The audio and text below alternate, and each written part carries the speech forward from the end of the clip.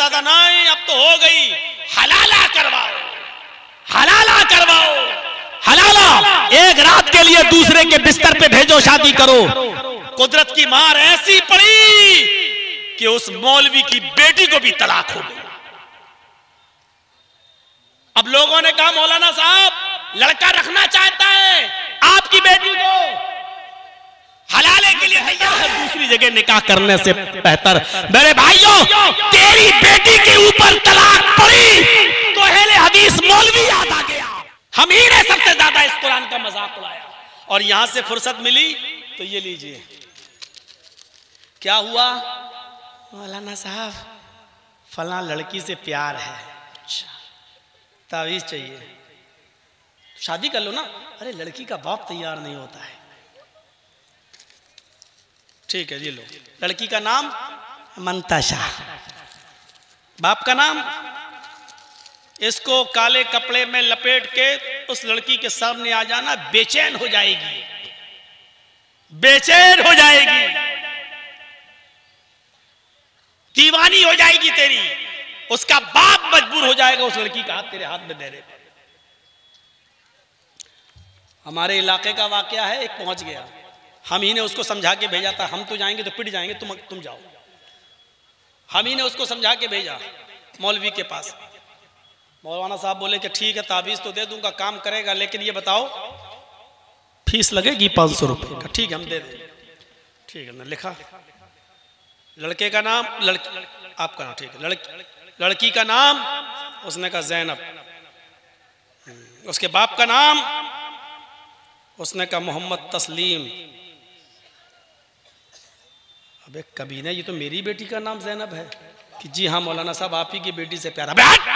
पागल कहीं के तुझे। अब वो लगे उसको, उसने कहा वाह साहब, दूसरों की बेटियों का ताबीज़ आप बाप की मर्जी के बगैर दे रहे हैं, मुझे आपकी बेटी से प्यार है। आप अगर ये काम जायज है तो आप क्यों मेरे साथ नहीं कर रहे हैं, और अगर आप मेरे ऊपर गुस्सा हो रहे हैं तो इसका मतलब ये है कि ये काम गलत है।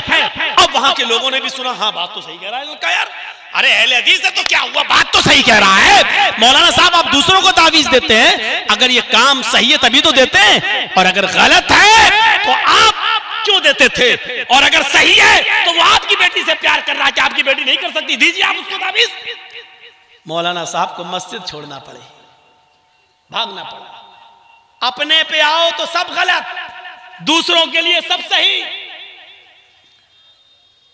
हमारे इलाके का एक मौलवी और दूसरों की बेटियों को तलाक पड़ी तो उसको दूसरों के पास एक रात के लिए भेजने के लिए हलाला कराया जा रहा है। यह इस जमाने की सबसे बड़ी बेहुदा रस्म है, सबसे बड़ी बेहुदा रस्म है ये कि तलाक के बाद एक औरत को तय करके एक रात के लिए किसी दूसरे के बिस्तर पे सुलाया जाए और दूसरे दिन उससे तलाक ले लिया जाए। ये इस जमाने की सबसे बड़ी बर्बरियत है, औरतों के ऊपर ये सबसे बड़ा जुल्म है, औरतों के ऊपर ये सबसे बड़ी ज्यादती है। इस जुल्म और बर्बरियत को रोकिए मेरे भाइयों। समाज और सोसाइटी के अंदर इस जुल्म और बर्बरियत को रुकना चाहिए। ये किराए पे तैयार किया जाता है, एक रात के लिए कर लो, है कल तलाक दे देना, और ना दे वो तो भाई उसने शादी की, वो कहते हैं हमने शादी की नहीं देंगे तलाक, तो आप क्या कर लोगे। और कितने वाकयात ऐसे हुए हैं कि नहीं दिया लोगों ने। तो अल्लाह ताला इन बुराइयों से हमें और आपको बचाए। तो मेरे भाइयों, कहा योगी उज्जी सदत, सजदा भी ये हिंदू धर्म के अंदर लिखा है, योगी उज्जी सदतमात्मानम रहा से स्थिता, एक ही क्या है, एकाकी अच्युतात्म निराशीर परिग्रह, पूरे शरीर की योग कर लो, पूरे शरीर की एक्सरसाइज। और क्या पढ़ो, क्या पढ़ो उसमें। अब देखिए रुकू हो गया, सजदा हो गया, हृदया नमः, कृष्ण जी अर्जुन से कह रहे हैं हृदया, सीने पर हाथ रख लो। हिंदू भाई जब पूजा करते हैं तो सीने पे हाथ रखते हैं ऐसे, और हम लोग कहां रखते हैं, बात एक ही है, वो यूं रखते हैं, हम यूं रखते हैं। हृदया, हृदय सीने पे हाथ रख लो, नमः अपनी आंखों को झुका लो, यानी सजदे की जगह पर कर लो। महिदेवस्य सवितु परिष्टुति वसुहृदयमाना नय सुपथरायस्मान। अब ये पढ़ो, कौन कह रहा है, श्री कृष्ण। किससे, अर्जुन से। अब इसका मतलब क्या हुआ? मही देवस्य सवितु परिष्टुति, मही महान है, मही देवस हमारा देवता, महान है हमारा रब, सवितु सारी की सारी, परिष्टुति प्रशंसा तारीफ, महान है हमारा वो देवता, महान है हमारा वो रब जिसके लिए सारी की सारी तारीफ है, सारी की सारी प्रशंसा है। हम और आप क्या पढ़ रहे हैं? अल्हम्दुलिल्लाहि रब्बिल आलमीन, तमाम तारीफें उस अल्लाह के लिए जो दोनों जहान का पालने वाला है।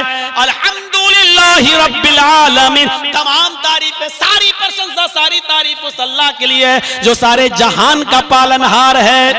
कृष्ण जी अर्जुन से कह रहे हैं बसुर दया माना, इसके बाद पढ़ो बसुर दया माना, एक एक लफ्ज देखिए, बसुर दया, बहुत ही ज्यादा दयालु है वो, बसुर दया माना, बहुत ही ज्यादा दयालु है वो, कृपालु है वो, कृपा करने वाला और दया करने वाला है। हम लोग क्या पढ़ते हैं? और रहमानिर रहीम, बड़ा ही रहम करने वाला है वो, बड़ा मेहरबान है वो। कृष्ण से कह रहे हैं। इसके बाद पढ़ो नए सुपथराय आसमान, नए मानी नाव को पार लगाने वाले, नया है नाव को पार लगाने वाले, यानी है मुसीबतों में काम आने वाले। सुपथारा, सुंदर, पथ मानी रास्ता, राय चलाना आसमान हमारे फायदे के लिए। नए सुपथराय, है नाव को पार लगाने वाले, यानी आए मुश्किल कुशा, आए मुसीबतों को दूर करने वाले। हमको सुपथा, सुंदर पथ पर चला, सुंदर पथ, अच्छे रास्ते पर चला। सुंदर पथ मानी रास्ता, सुपथा राय, हमको अच्छे रास्ते पर चला। हम क्या पढ़ते हैं? इहदिना सिरातल मुस्तकीम, ऐ अल्लाह हमको सिराते मुस्तकीम पर, हमको सीधे रास्ते पर चला। इससे बड़ा इत्तेहाद और क्या होगा? हम तो वो दावत दे रहे हैं जो हमारे हिंदू भाइयों को भी उनके पंडितों ने नहीं दी है। कौन कहता है हम तुम में जुदाई होगी? कौन कहता है हम तुम में जुदाई होगी? ये हवाई तो किसी दुश्मन ने उड़ाई होगी। आपकी किताब भी वही कह रही है जो हमारा कुरान कह रहा है। हमारा कुरान भी तुम्हें वही बुला रहा है जहां आपकी किताब आपको दावत दे रही है। चमगादड़ की रोशनी में, सूरज की रोशनी में चमगादड़ को न दिखे तो इसमें सूरज का कसूर नहीं है। वेदों की और कुरान की रोशनी में हिंदू भाई और मुसलमानों के लोग अंधे हो जाएं, हमारे समाज के लोग अंधे हो जाएं, तो इसमें कुरान का और वेदों का क्या कसूर है? अगर वेद तौहीद पेश कर रहा है, मुसलमान अंधा होकर शिर्क करे, तो इसमें कुरान का क्या कसूर है? वेद सही रास्ता बता रहे हैं, हिंदू भाइयों तक वो नहीं पहुंच रहा है, तो इसमें वेदों का क्या कसूर है? वेद और कुरान कभी गलत रास्ता नहीं बताता है। ये धर्म है और धर्म कभी गलत रास्ते पर लोगों को निमंत्रण नहीं देता है। तो ये नमाज उधर भी है, हृदय सीने पे हाथ रख लो, नमाज सजदे की जगह पर सर रख लो, निगाह कर लो और पूरे शरीर की योग कर लो। या चित्तात्मा, अपनी आत्मा को, अपने हृदय को, अपने दिल को उसी की तरफ लगा लो। एक आखी, एक अल्लाह के सामने खड़े हो जाओ। या चित्तात्मा, उसके सामने अपने आत्मा को यानी हृदय को उसी के सामने कर लो, इधर उधर मत देखो। या चित्तात्मा, हृदय दिल उसी के सामने, इधर उधर मत देखो। ताबुद अल्लाह का अन्नका तरा, जब इबादत करो अल्लाह की तो ऐसे गोया कि तुम अल्लाह को देख रहे हो। और अगर ये तसव्वुर न कर सको तो ये सोच लो कि वो तुम्हें देख रहा है। फ़इल्लम तकुन तरा फ़इन्नहु यराक, तो ये सोच लो कि वो तुम्हें देख रहा है। और फिर क्या कहा? निराशीर परिग्रह, वो निराशीर है, उसका शरीर नहीं है, यानी वो अनस्टैच्यू है, उसका कोई स्टैच्यू नहीं है। सबसे निराश हो जाना, लेकिन ऊपर वाले से निराश मत होना।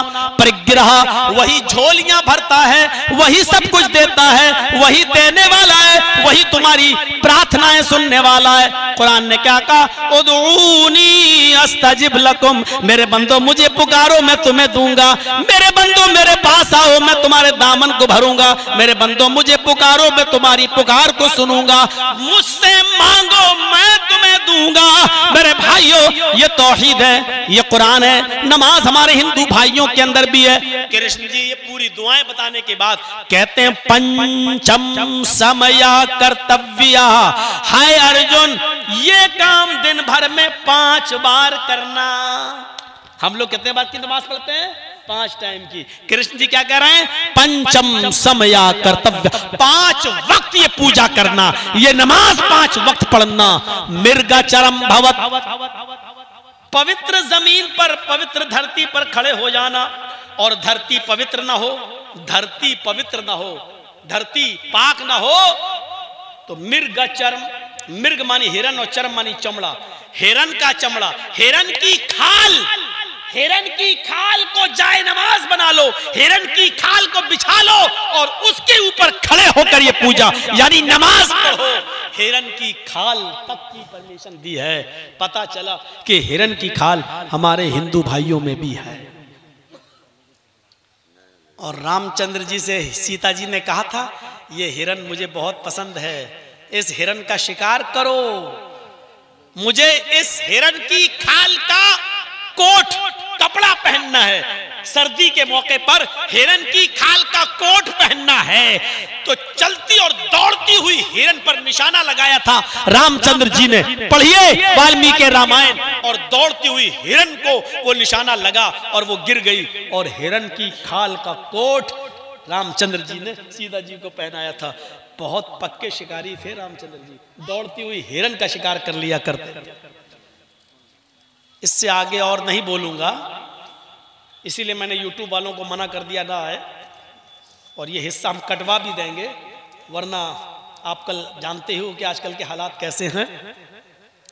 तो मेरे भाइयों, एक बताने की चीज थी, बता दी मैंने कि मृगचर्म, हिरन की खाल को जाए नमाज बनाने का सबूत हिंदू धर्म की किताबों के अंदर भी है, नमाज पढ़ने का सबूत उधर भी है। तो कोई सी ऐसी चीज नहीं है, कोई भी ऐसी चीज जो मुसलमान करते, नमाज हिंदू धर्म में, रोजा हिंदू धर्म में, हज हिंदू धर्म में, पवित्र यात्रा, तीर्थ यात्रा कर्तव्य, पवित्र शहर की तरफ तीर्थ यात्रा कर, दानम दीक्षिता, दान दो, खैरात करो, ज़कात दो, ये हिंदू धर्म के अंदर भी है। जन्नत हिंदू धर्म में, जहन्नम हिंदू धर्म में, जहन्नम के 7 दरवाजे, जन्नत के 8 दरवाजों का जिक्र हिंदू धर्म के अंदर।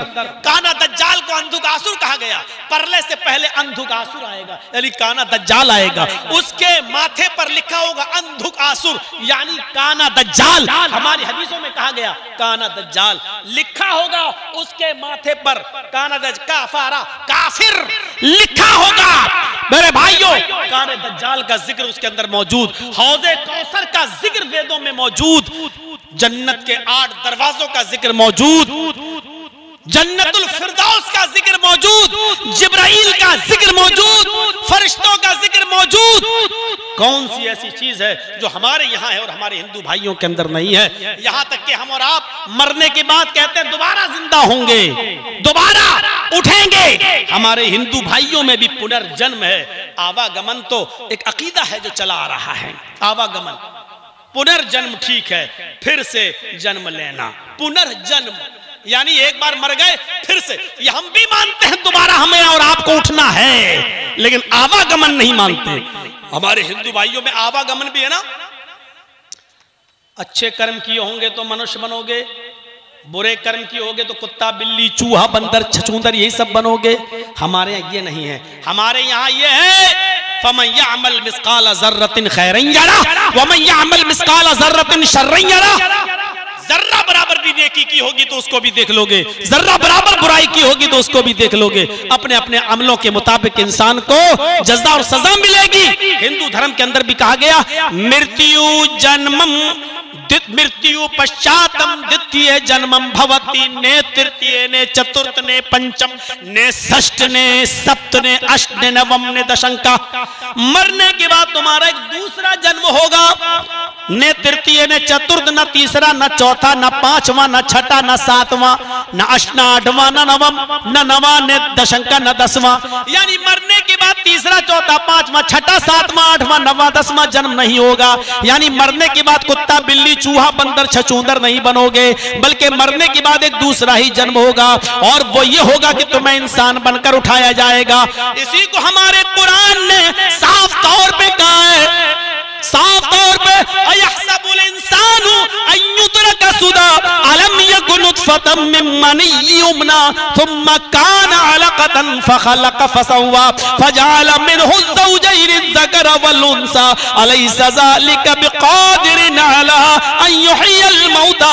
इंसान, क्या तू ये समझता है कि तुझे बगैर हिसाब किताब के यूं ही छोड़ दिया जाएगा? मरने के बाद तू ऐसी छूट जाएगा? नहीं। अलम यकुन नुत्फतम मिन मनी युमना, क्या तू शुरू में हकीर जलील पानी का कतरा न था? बाप के का नुत्फा मां के रहम में गया, एक पानी की हकीर बूंद से तू पैदा हुआ है। अलम यकुन नुत्फतम मिन मनी युमना थुम्मा काना अलकतन फखलक फसव्वा। अल्लाह ने उसी मनी के कतरे को, उसी हकीर पानी को गोश्त का लोथड़ा बनाया, जमा हुआ खून बनाया, हड्डी बनाया, दिमाग बनाया, आंखें बनाई, कान बनाया, हड्डियों में गोश्त बनाया। फजअल मिनहु ज़ौजैनि ज़कर वल उन्सा, नर और मादा भी बनाया, लड़का और लड़की भी बना दिया। फिर अल्लाह ने सवाल किया, आए मेरे बंदो, जब मैं पहली बार तुम्हारी मां के पेट में पानी की एक बूंद से हड्डी बना सकता हूं, आंख बना सकता हूं, नाक बना सकता हूं, कान बना सकता हूं, हार्ट बना सकता हूं, फेफड़े बना सकता हूं, नाक में सूंघने के लिए सुराख दे सकता हूं, देखने के लिए आंख में करंट डाल सकता हूं, रोशनी पैदा कर सकता हूं, दिमाग दे सकता हूं, और उसमें सोचने के लिए भेजा, उसमें माइंड दे सकता हूं। ये सारी चीजें देकर हम रूह भी डाल सकते हैं, और उसके अंदर मां के पेट के अंदर हमने लड़का और लड़की भी बना दिया। और बाहर जब तुम आ गए तो आए इंसानों, तुम बताओ, अलैसा ज़ालिका बिक़ादिरिन अला अन युह्यिल मौता, जब तू कुछ नहीं था तो मैं तुझे वजूद में ला सकता हूं, तो तेरे होने के बाद, तुझे मौत देने के बाद, क्या मैं तुझे दोबारा नहीं उठा सकता? क्या मैं तुझे दोबारा जिंदा नहीं कर सकता? ऐसा कैसे हो सकता है?